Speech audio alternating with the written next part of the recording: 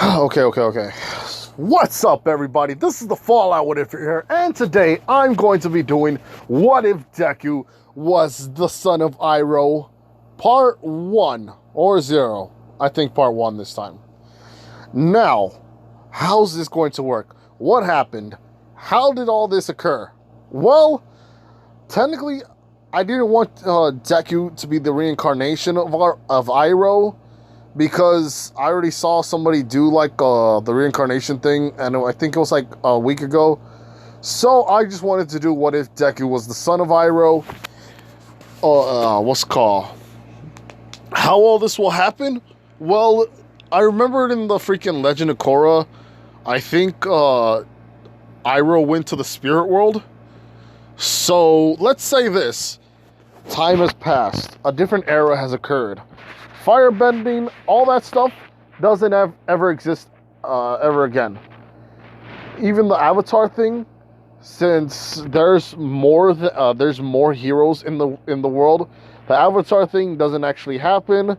And if that's the case, let's just put this into a different universe. Yeah, so okay. I actually wanted to do this character first, like, what if Deku was the son of Uncle Iroh? Because I wanted to do that for Father's Day, and that was when I was supposed to do it. Now, I'm going to be doing my other what ifs, but I wanted to do this on Father's Day, me forgetting about this, and I thought, hey. I'm still going to be doing the other ones. I'm actually going to be doing, I think, the Baki one. And then after that, probably the Toxin one. Probably tomorrow or after this. But hey, this is what happens. Freaking Iroh went to the spirit world. After that, went into a different dimension. Well, it wasn't a different dimension because they went to a different place on their own. Now, Iroh lived his life once again, doing a lot of different things. By technicality, he served in the military once again, becoming a general. But here's the thing: Iroh. People don't think Iroh. People think Iroh has a quirk. No. Iroh has fire bending. He's the only one in the freaking Deku the Deku universe that actually, goes around, or how would I say this? He's the only one that has bending of any kind. Deku's going to have that. This is the person that has the fire thing, whose father has a quirk. It's going to be complicated, but So, Iroh is living his life as a freaking, hold on. Okay. So, Uncle Iroh lived his life mostly in the battlefield, fighting for Japan, and, doing things for the greater good. He's not a bad guy. You know why? Because he remembers everything. Why would he remember everything? Well, here's the thing. Iroh just decided to go out into the world once again and decided to live his life kind of the same, but instead of waging wars, he fought for peace. Instead of fighting for like a dictator or somebody who would kill, he fought for a government who would protect their leaders or protect the people around the world. Now, he's done all that. He's served his time. Now he's probably a good, 30-something. And I don't know how old Inko was. But give me a second here. Okay, so I couldn't find out how old Inko was, but let's just say she was 25. Iroh was 30. So he's in his prime right now. He's in his prime, so he's not going to be old and all that stuff. Basically all that happens was, Iroh and Inko got together. So, yeah, pretty much that's it. Now, anyway, Deku is born, and basically Iroh, sees him for basically takes care of him, trains him, and he has a quirk, which is basically fire breath. And Deku, or how you say Iroh instead, tells him that he's going to be a great man one day. Deku was caught seeing him, or not seeing him. He basically sees that Iroh is kind to him. Or, what do you mean? Wait a minute. Well, Deku sees that Iroh is kind to him. Freaking Inko sees that he's probably harsh on him. Because Iroh teaches him more dangerous techniques. And I know I'm jumping around, but here's the thing. Iroh, during the 4 years of Deku's, the 4 years of Deku's life, he's been training him a little more harshly, but still trying to train him so that way he won't, how do I say it? That way he won't die.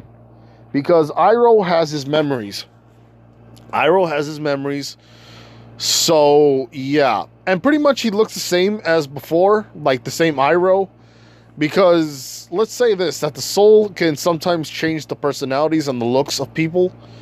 So yeah, Iroh's the same way. Pretty much we have Uncle Iroh. Wise, cunning, and has a love for tea. But anyway, Deku understands what his father is talking about. And his father, Iroh sings to freaking Deku from time to time. And this makes Iroh cry.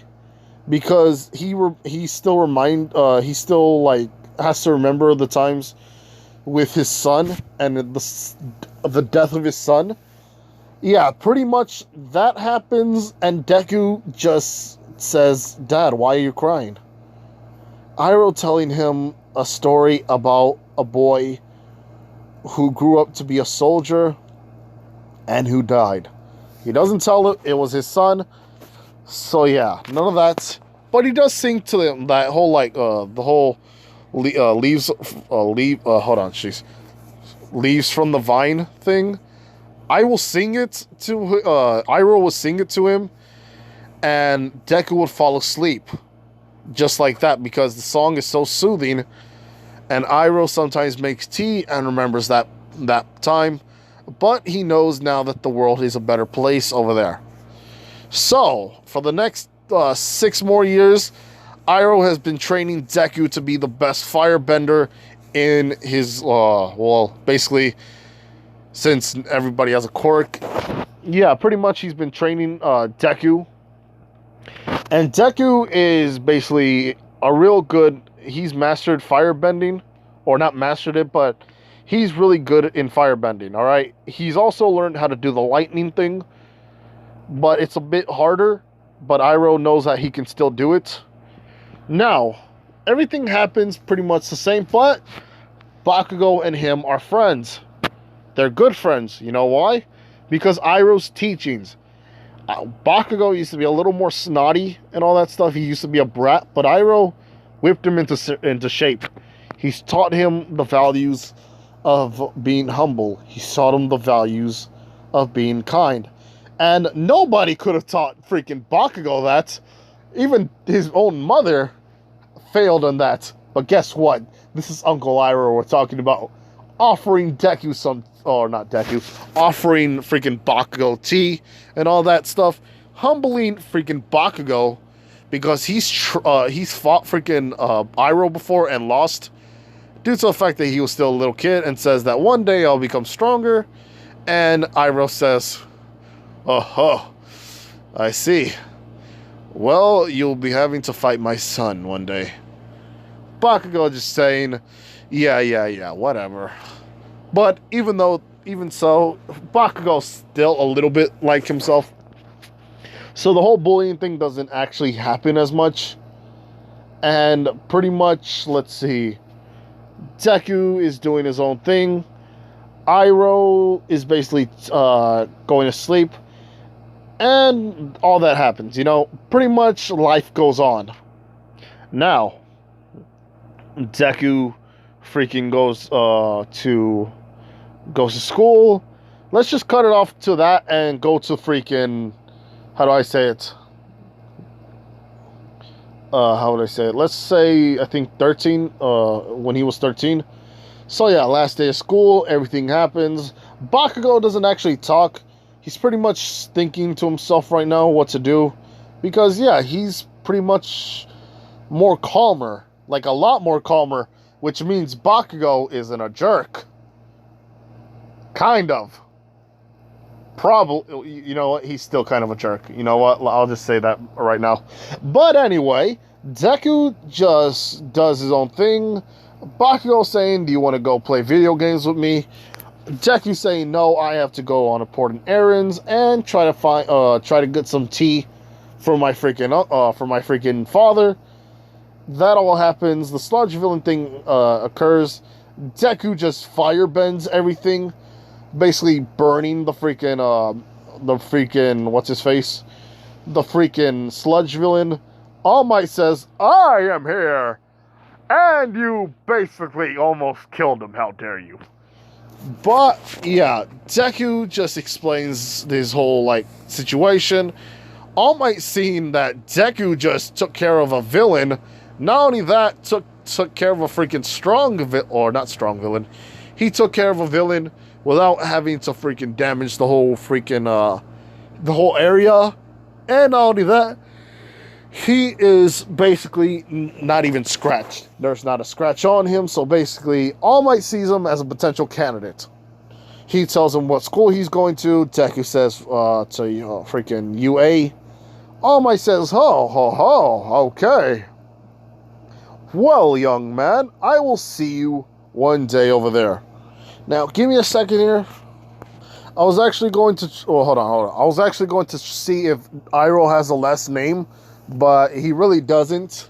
So, his name is actually Midoriya. Izuku Midoriya. Well, Izuku... Well, young Midoriya... Hold on, sorry. Well, young Midoriya, it seems that I will see you at the UA exams. All that happens. The sludge villain is basically burned. So yeah, pretty much he's not going to actually do anything for a very long time.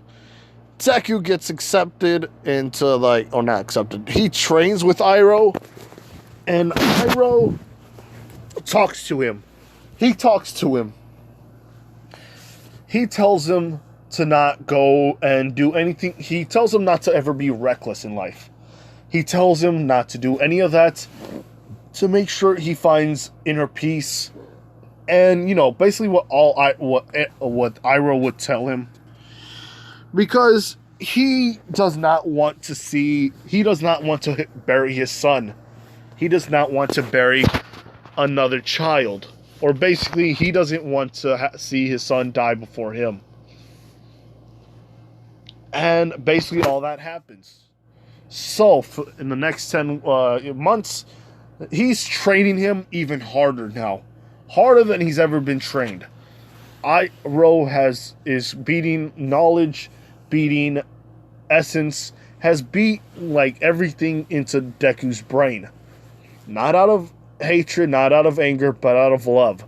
Pure emotional love, to teach him that one day he's going to be the best. But he wants to teach him how to do things before he passes on. And he sings to him once again and tells him, I'm going to teach you the meanings of this song.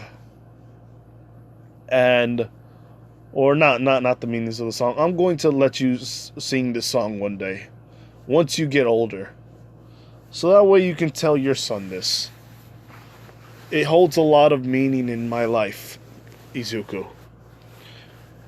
Yeah, I'm not going to change his name. So he just sings along and just goes like this. Leaves from the vine, falling so slow, like fragile tiny shells, drifting in the foam. Little soldier boy, come marching home. Brave soldier boy, come marching home. I couldn't actually copy Iroh's voice and do all that singing. This is just a one-time thing. I feel like when I sang the song, when I sang it, it actually made me sad. But I didn't cry. When I saw that, I didn't cry. I held it in like a man. I just kept holding it in. But anyway, he tells him that this song holds so much meaning that he gives him a story. He tells him about a time what's called a father sings to his son, teaching him everything that he knew. The son going off to war, because he's not going to give out like his whole freaking past. No. He's just giving him small doses. So he tells him this: a man and his father and a son. The father was called a freaking war hero, and in a place we will call Ba Sing Se. He was known for different things, and he was called the Dragon of the West. Give me a second here. Okay. He was known as the Dragon of the West, and everything happened. He taught his son how to be a soldier, and then one day the boy died. The father, feeling sad, going through life in pain, singing this song, hoping that his son will come home once again, knowing that it will never happen. After that, he lived his life in harmony, trying to help out the world instead of doing what he did in the past. I'm telling you this so that way one day you will know this. You can sing it to your son, and, well, I know that one day you'll make a fine hero, Izuku. You know, basically emotional stuff right here, which is hurting me.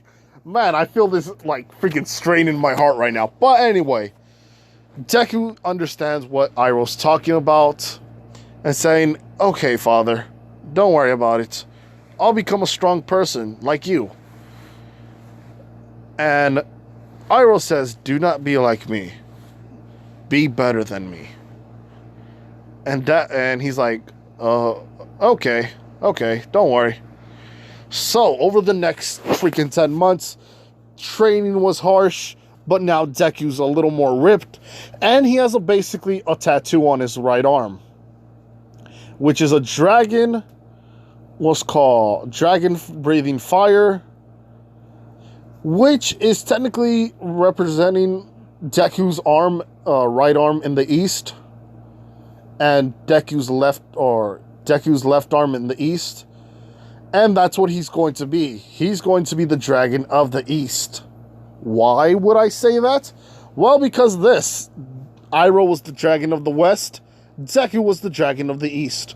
Why does he have a tattoo? Well, because Deku's sometimes a delinquent. Don't get me wrong. He's much more confident in this one, so having a tattoo would be nothing. Besides, his father is somebody who went to war. You don't think his son's going to have tattoos? Of course he's going to have tattoos. That's the whole point of freaking Deku. Now, anyway, Deku drinks tea with him and says, "Well, Izuku, this is time for you to get to school." Because Deku woke up a little more earlier. So now he's walking to school, or basically walking to the UA exams. And you know what? I'm going to cut it off here, because I need to finish the rest of this and think about what's going to happen next. I just gave you the part 1 version. Part 2 will come out soon, probably tomorrow, but I also got to do my older ones as well, and probably do, like, I think the Ghost Rider one or the Ruby one. I feel like I have to do the Ruby one. So yeah. And another thing, when I sang the song, it reminded me of, like, not personal issues, but it reminded me of the freaking show of the Avatar thing.